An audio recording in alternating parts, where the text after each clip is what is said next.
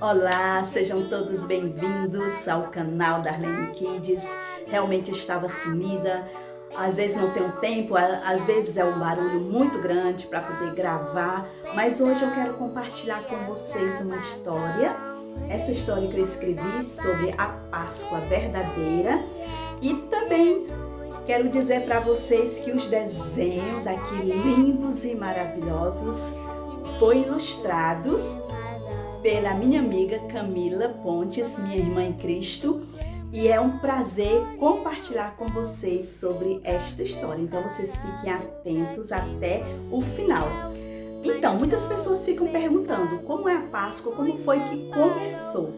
Na verdade, a Páscoa foi uma ordem de Deus para o seu povo que estava sendo escravo lá no Egito. Tudo começou, foi dessa maneira, quando o povo estava ali durante 430 anos. O povo de Deus sofria debaixo da escravidão do perverso rei do Egito. Faraó era um rei muito cruel e odiava os judeus. Os egípcios puseram sobre ele feitouro de obras para os afligir com trabalhos pesados. Eles preparavam barros, fabricavam tijolos e faziam todo tipo de trabalho no campo. Tudo era feito com ditadura. Que triste, não é? Os israelitas eram escravos do rei Faraó. Ser escravo de alguém é muito ruim, mas ser escravo do pecado é pior ainda. Mas você me pergunta, tia Darlene, o que é pecado? O que é pecado? O pecado é fazer qualquer coisa que não agrada a Deus. Na verdade, é tudo aquilo que eu faço, que eu digo, que eu penso, que eu sinto, que não agrada ao nosso Deus. Você já pensou mal de alguém? Você já desobedeceu seu pai e sua mãe? Você alguma vez já bateu no coleguinha? Já mentiu? Isso é pecado. O pecado é terrível, porque é sempre contra o nosso Deus. E eu e você já nascemos no pecado com desejo de fazer coisas que não agradam ao nosso Deus. E você sabia que há um castigo para o pecado? É a morte, é ficar longe de Deus. A Bíblia diz lá em João 8,34, em verdade lhes digo que todo que comete pecado é escravo do pecado. Ser escravo do pecado é pior do que ser escravo de um rei perverso. Mas olha, o povo estava ali clamando ao Senhor, o povo clamou ao Senhor e o Senhor ouviu as suas orações. Então o Senhor escolheu um homem chamado Moisés para libertar o seu povo. E quando Moisés foi conversar então com Faraó, ele disse: quem é o Senhor? Para que eu ouça sua voz e deixe aí Israel. Não conheço o Senhor e não deixarei Israel ir. O coração daquele rei ficou endurecido e não deixou o povo partir. Você sabe o que significa assim, um coração endurecido? É quando a pessoa entende claramente que Deus está agindo e ainda assim recusa aceitar a palavra de Deus sem qualquer temor. Ele não tinha o temor do Senhor. Então o Senhor enviou 10 pragas. 10 pragas. E o que significa praga? Praga significa desgraça, calamidade. E a 10ª praga seria a morte dos primogênitos, ou seja, a morte do filho mais velho. Mas o Senhor deu as instruções para Moisés. Moisés recebeu de Deus as instruções para falar ao povo que eles deveriam separar um cordeiro para cada família. O cordeiro deveria ser escolhido e examinado. Ele tinha que ser macho de 1 ano, sem defeito. Eles precisariam matar o cordeiro e depois comê-lo assado. Essa refeição foi feita às pressas, pois cada família deveria estar pronta para sair quando fosse dado o sinal.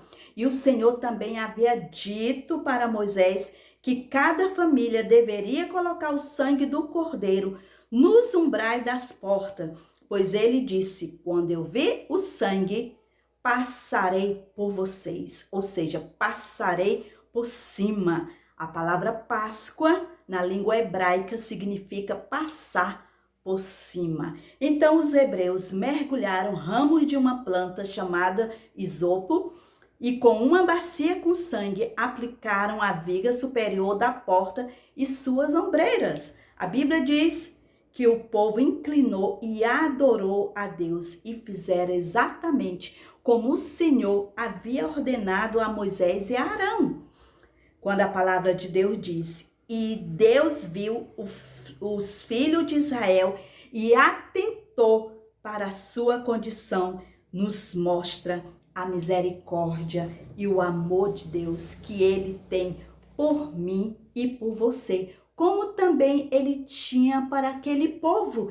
Deus amava aquele povo. Lá no livro de Efésios 2:4 diz: mas Deus, sendo rico em misericórdia, por causa do grande amor com quem nos amou. Ele é rico em misericórdia e tem um amor muito grande por você. Na verdade, nosso Deus, ele criou você. Ele criou todas as coisas que há nesse mundo. Não é maravilhoso saber que existe alguém que te ama? Que você é especial para Deus? E esse Deus que é santo, ele está preparando um lindo lugar para você lá no céu, que é uma cidade toda de ouro, é uma cidade linda, uma cidade brilhante. Esse Deus que te ama, amava também o seu povo, por isso que atentou para a situação dele. Olha só o que aconteceu. A morte não visitaria os hebreus, não. Mas naquela noite dolorosa, todos os filhos primogênitos, ou seja, os filhos mais velhos lá no Egito, morreram e houve um grande clamor por toda a terra do Egito. Mas naquela noite também, Deus libertou o seu povo da escravidão. Os hebreus marcharam às vistas dos egípcios que estavam ali ocupados, enterrando seus mortos. E Deus fez com que o seu povo encontrasse favor da parte dos egípcios, de maneira que estes lhe davam o que pediam e despojaram os egípcios. Pediram ouro, pediram prata e eles estavam dando como se estivesse dizendo assim: vão logo embora, vão logo embora. E o povo de Deus então estava livre da escravidão do perverso faraó. O Senhor ordenou que a comemoração deveria ser anual para manter viva a lembrança de sua liberdade e também lembrar o que Deus havia feito por eles. Eles deveriam também ensinar seus filhos sobre a Páscoa. E sabe, criança, o Senhor se preocupa com a família, pois se as crianças israelitas não fossem protegidas pelo sangue, não poderiam ser libertas lá do Egito. Então, aquele cordeiro de cada família apontava para Cristo. No Novo Testamento, quando João Batista avistou Jesus, ele disse: eis o Cordeiro de Deus que tira o pecado do mundo. O Senhor Jesus, o Filho perfeito de Deus, que nunca conheceu o pecado, ele é o Cordeiro perfeito de Deus. Foi o próprio Senhor Jesus que instituiu a ceia do Senhor depois de celebrar a última Páscoa com seus discípulos. Ele é o cumprimento da Páscoa como Cordeiro de Deus que morreu pelos nossos pecados. Jesus foi o nosso substituto ao morrer numa cruz, derramando o seu precioso sangue, como está escrito.